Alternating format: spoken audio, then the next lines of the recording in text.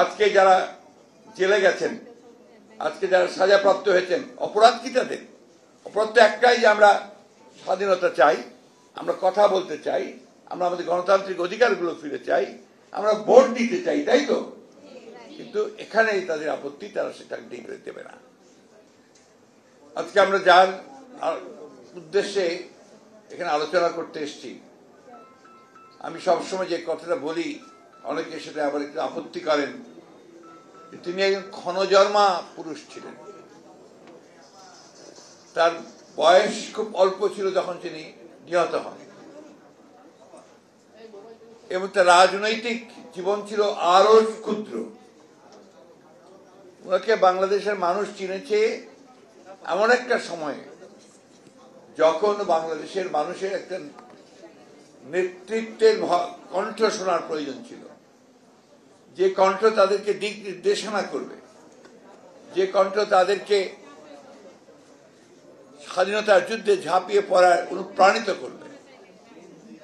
সেই কণ্ঠটা তারা শুনেছিল এই তখনকার দিন 71 সালে। আজকে আপনারা অনেকেই, তখন হয়তো অনেকের জন্মও হয়নি তখন, 1971 সালের 26শে মার্চ রাতে যখন গোটা দেশ, গোটা জাতি, আমরা যখন সবাই, বাংলা ভাষাটা খুব কঠিন শব্দ একটা আছে, কিংকর্তব্য বিমূঢ়, অর্থাৎ কি করব বুঝতে পারছি না, এই একটা সময়ে তখন এই কণ্ঠ আমাদের সামনে এসেছিল যে আমি মেজর জিয়া বলছি, আমি বিদ্রোহ করছি, পাক সেনাদার বাহিনীর বিরুদ্ধে যুদ্ধে অংশগ্রহণ করবার জন্য আপনাদেরকে আমি আহ্বান জানাচ্ছি। এই যে ডাক, এই একটা ডাকে কিন্তু সেদিন সারা বাংলাদেশের মানুষ, যারা যুদ্ধের জন্য মানসিক দিক দিয়ে প্রস্তুত ছিল কিন্তু কোনো নির্দেশ পাচ্ছিল না, সেই সময় তারা ঝাঁপিয়ে পড়েছিল শুধু এই মানুষটির সেই আহ্বানে। সেই জন্যই তাকে এই দেশের মানুষ স্বাধীনতার ঘোষক বলে, যেটা ঐতিহাসিকভাবে সত্য কথা। এই কথাটাকে আওয়ামী লীগ তারা ইতিহাস থেকে মুছে ফেলতে চায়। এই যে শহীদ জিয়ার ডাকে যুদ্ধ শুরু হয়েছে, এটাকে তারা মুছে ফেলতে চায়। আওয়ামী লীগ শুধু একজন মানুষকে মহিমান্বিত করার জন্য, একটা দলকে মহিমান্বিত করার জন্য তাদের পুরো ক্ষমতার অপব্যবহার করে চলেছে। আমরা শেখ মুজিবের অবদানকে কখনো অস্বীকার করি না, কিন্তু কি করে অস্বীকার করা যাবে সেই মানুষটির অবদানকে, যে মানুষটার আহ্বানে, ঘোষণায় আমরা সেই স্বাধীনতা যুদ্ধ শুরু করেছিলাম। এবং যারা এটা করতে চায় তাদের যে ক্ষুদ্রতা, তাদের যে রাজনৈতিক সংকীর্ণতা, সেটাই শুধুমাত্র প্রমাণিত হয়। তারা ইচ্ছে করলেই জিয়া রহমানের নামকে মুছে ফেলতে পারবে না। সত্যকে কখনো জোর করে চাপা দিয়ে রাখা যায় না, বিকৃত করা যায় না। ইতিহাসের সত্য বেরিয়ে আসেই। জিয়া রহমানের সেই নাম, তার ঘোষণা সেভাবেই বেরিয়ে এসেছে এবং তাকে কখনো চাপা দিয়ে রাখা যাবে না। এই প্রসঙ্গে জিয়া রহমানের যে অবদান, সেই প্রসঙ্গে আমি ভিন্ন একটা কথা আপনাদের বলতে চাই। কিউবার নাম আপনারা শুনেছেন, একটা আমেরিকার কোলের মধ্যে একটি দেশ বসে আছে। এই কিউবার যখন মুক্তিযুদ্ধ চলছিল তখন তাদের নেতা বিশ্বমানের থার্মিক্স রড, সালাম স্টিল থার্মিক্স, দেশের একমাত্র থার্মিক্স রড। Fiddle Castro.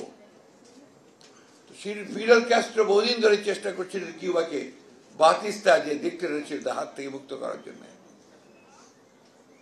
তো সেই যুদ্ধে বারবার যুদ্ধ করেছেন, একবার পরাজিত হয়ে গ্রেফতার হয়েছেন, তাকে আদালতে নিয়ে আসা হয়েছে, আদালতে তার ট্রায়াল হয়েছে, সেই ট্রায়ালে থেকে 12 বছর সাজা দিয়েছে, জেল দিয়েছে।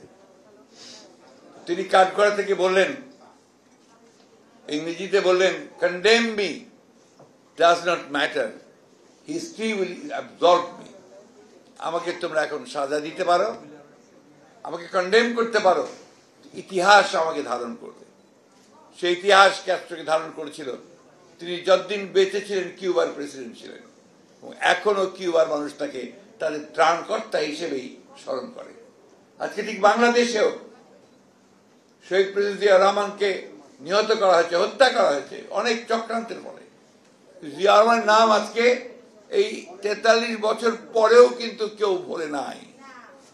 শুধু ভোলে নাই না, তার সৃষ্টি করা এই দল এখন বাংলাদেশের সবচেয়ে বৃহৎ রাজনৈতিক দল। তার আদর্শ আজকে সবচেয়ে বড় আদর্শ, তাই না? এই সঙ্গে আরেকজনকে শ্রদ্ধা জানাতে চাই, যার প্রতি শ্রদ্ধা না জানে আমাদের চরম অন্যায় করা হবে। তিনি হচ্ছেন আমাদের নেত্রী, আমাদের চেয়ারপারসন, দেশের নেত্রী বেগম খালেদা জিয়ার কথা। এই নেত্রী 1971 সালে যেদিন শহীদ জিয়া স্বাধীনতার ঘোষণা করে এই তার সহধর্মিণী খালেদা জিয়া এবং তার শিশু পুত্রকে রেখে যুদ্ধে চলে গিয়েছিলেন, তখন এই নেত্রী কিন্তু সেদিন আবার নতুন করে যুদ্ধ শুরু করেছিলেন। তিনি তার শিশুকে নিয়ে ঢাকা এসেছেন পালিয়ে গোপনে, এবং সেই ঢাকায় আসার কিছুদিন পরেই তিনি পাক সেনাবাহিনী তাকে গ্রেফতার করেছেন। গ্রেফতার করে কারাগারে রেখেছে। 16ই ডিসেম্বর পর্যন্ত তিনি কারাগারে ছিলেন। এই কথা বললে আমি যখন তাকে বলি যে বাংলাদেশের প্রথম নারী মুক্তিযোদ্ধা, তখন আওয়ামী লীগের গা জ্বালা করে। তাদের নেতৃত্বের মুক্তিযুদ্ধ করেন নাই। এগুলো বললে আমি বলি না সমাজের এসব কথা, তারা যেসব কথা বলেন তাতে এই কথাগুলো এসে যায়। আমি সমালোচনা করতে চাই না, আমি এইটুকু বলতে চাই যে যার যে অবদান তাকে স্বীকার করে নেওয়াই হচ্ছে মহত্বের লক্ষণ, সেটাই হচ্ছে উচিত। যতই চেষ্টা করুক শহীদ জিয়াকে খাটো করতে, বেগম খালেদা জিয়াকে খাটো করতে, বিভিন্ন কথায় কথায় বলে তারা খুনি খুনি। আরে খুন তো করেছেন আপনারা। 1971 সাল থেকে 75 সাল পর্যন্ত আওয়ামী লীগ ক্ষমতায় ছিল, 72 সাল থেকে। তখন 30,000 কিশোর তরুণ যুবককে তারা হত্যা করেছিল শুধু ভিন্ন মত পোষণ করার কারণে। যারাই সেই সময় আওয়ামী লীগ সরকারের বিরোধিতা করেছে তাদেরকে সেদিন গ্রেফতার করা হয়েছে, হত্যা করা হয়েছে। শুধু তাই নয়, সেই সময় তার নারীদের উপর নির্যাতন করতে এতটুকু দ্বিধা করেনি। তার প্রমাণ হচ্ছে যে খুলনার কমিউনিস্ট পার্টির নেতা শান্তি সেন তার স্ত্রী এবং পুত্রবধূকে, তখনকার রক্ষী বাহিনী নামে একটা বাহিনী তৈরি করেছিল, তাদেরকে গ্রেফতার করে নিয়ে আসে এবং রক্ষী বাহিনীর 21 দিন ধরে তাদের উপর নির্যাতন চালানো হয়। এমনকি তাদেরকে বস্তার মধ্যে পুড়ে পুকুরের মধ্যে চোবানো হয় ঠান্ডা রাত্রে। তারপরে তাদেরকে কারাগারে প্রেরণ করেন, ঢাকা সেন্ট্রাল জেলে তাদেরকে নিয়ে আসে। সেই সময় আমাদের ব্যারিস্টার মওদুদ সাহেব, তিনি তখন এই হেভিয়াস কর্পাস মামলাগুলো করতেন। তিনি এই সমস্ত নির্যাতিত নিপীড়িত মানুষের পাশে দাঁড়িয়ে তাদের পক্ষে মামলা করতেন। আজকে যাদের নাম আপনারা অনেকের সময় পত্রিকায় দেখেন, এই যে ইকোনমিক্স, খুব নাম করা অর্থনীতিবিদ দেবপ্রিয় ভট্টাচার্য, তার পিতা ভবেশ ভট্টাচার্য, দেবেশ ভট্টাচার্য, তিনি তখন বিচারপতি ছিলেন। তার আদালতে মওদুদ সাহেব হেভিয়াস কর্পাস করেন শান্তি সেনের স্ত্রী এবং তার কন্যা এবং আরেকজন ছিলেন হানুফা বেগম, এদেরকে অন্যায়ভাবে আটক করে কেউ তার নির্যাতন করা হয়েছে। বিচারপতি দেবেশ ভট্টাচার্য সাথে সাথে সুমোটো তাদেরকে আদালতে হাজির করতে বললেন। সেই আদালতে হাজির করে তাদের কাছে সব শুনলেন। তারা প্রাইভেট চেম্বারে গিয়ে তাদের উপর যে নির্যাতন হয়েছে সেই নির্যাতনের দৃশ্য দেখালেন। এরপর ওইখানেই দেবেশ ভট্টাচার্য আদেশ দিয়েছিলেন যে এদেরকে এই মুহূর্তে ছাড়ো এবং তাদের চিকিৎসার ব্যবস্থা করো। এই হচ্ছে আপনার আওয়ামী লীগ, যারা তখনও নারীদের উপর নির্যাতন করতে কোনো দ্বিধা করেনি, এখনো তারা নারীদের উপর নির্যাতন করতে কোনো দ্বিধা করছে না। আজকে যারা জেলে গেছেন, আজকে যারা সাজাপ্রাপ্ত হয়েছেন, অপরাধ কি তাদের? অপরাধ তো একটাই যে আমরা স্বাধীনতা চাই, আমরা কথা বলতে চাই, আমরা আমাদের গণতান্ত্রিক অধিকারগুলো ফিরে চাই, আমরা ভোট দিতে চাই, তাই তো?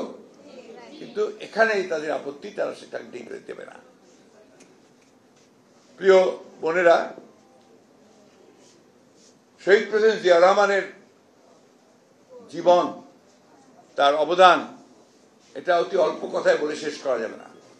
আচ্ছা, শহীদ প্রেসিডেন্ট জিয়া রহমানের অবদান যারা অস্বীকার করে, তারা তো স্বাধীনতাকেই অস্বীকার করে। কারণ তিনি স্বাধীনতার ঘোষক, যুদ্ধ করেছেন এবং যুদ্ধ করে 9 মাস দেশ স্বাধীন করেছেন। যে গণতন্ত্রকে আপনারা বন্ধ করে দিয়েছিলেন, একদলীয় শাসন ব্যবস্থা, বাকশাল প্রতিষ্ঠা করেছিলেন, এটা অনেকেই আপনারা জানেন, কথা বলেন, বক্তৃতায় করেন, তাই না? বাকশালটা কি ছিল? বাকশাল ছিল যে আর কোনো রাজনৈতিক দল থাকবে না, সব বন্ধ, নিষিদ্ধ, শুধুমাত্র একটা দল থাকবে, সেটা হচ্ছে বাকশাল। এই বাকশালের নেতা থাকবেন শেখ মুজিবুর রহমান এবং তিনি অন্যান্য নেতাদেরকে নির্ধারণ করবেন, আর সব রাজনৈতিক দল নিষিদ্ধ হয়ে যাবে। যারা রাজনীতি করতে চায় তারা এই দলের সঙ্গে আসতে হবে, তারা আসতে হবে না। শুধু রাজনৈতিক দল নয়, সকল কর্মচারী কর্মকর্তাদেরকেও তখন বাকশালে বাধ্যতামূলকভাবে যোগ দিতে হতো। জেলায় জেলায় গভর্নর নিয়োগ করেছিলেন যাতে করে তারা তাদের রাজত্ব চালাতে পারে। আল্লাহর কি হুকুম দেখেন, মানুষ ভাবে এক, আল্লাহ করে আরেক। বেশি দিন যায়নি, অল্প দিনের মধ্যেই তারা কিন্তু আল্লাহই বিচার করেছে, সেই ব্যবস্থা থাকেনি। এবং এখন সেটা সম্পর্কেও কি মিথ্যাচার করে, সে মিথ্যাচার করে শহীদ জিয়া নাকি সেই হত্যাকাণ্ডের সঙ্গে জড়িত ছিলেন। আমরা 15ই আগস্টে শেখ মুজিবুর রহমানের যে হত্যা, তার আমরা নিন্দা করেছি, আমরা সেটা কখনই সমর্থন করি না, আমরা হত্যাকাণ্ডকে কখনই সমর্থন করি না। কিন্তু শহীদ জিয়াকে যখন তারা এটার মধ্যে জড়াতে চায়, তাদের মধ্যে সেই ভয়ঙ্কর একটা অপরাজনীতি কাজ করে, সেই প্রতিহিংসার একটা রাজনীতি কাজ করে, এবং সেটা তারা শহীদ জিয়াকে জড়িয়ে সেটাকে ভুল পথে পরিচালিত করতে চায়। সেদিন শেখ মুজিবুর রহমানকে হত্যার পরে প্রেসিডেন্ট কে হয়েছিল? খন্দকার মুশতাক, আওয়ামী লীগের মন্ত্রী। আওয়ামী লীগ সেদিন পার্লামেন্টে ছিল। এটা নিয়ে আমাদের শাহ আজিজ সাহেব, যিনি তখন প্রধানমন্ত্রী ছিলেন আমাদের জিয়া রহমান সাহেবের পার্লামেন্টে, তিনি পার্লামেন্টে বলেছিলেন যে কারা আওয়ামী লীগকে হত্যা করেছে।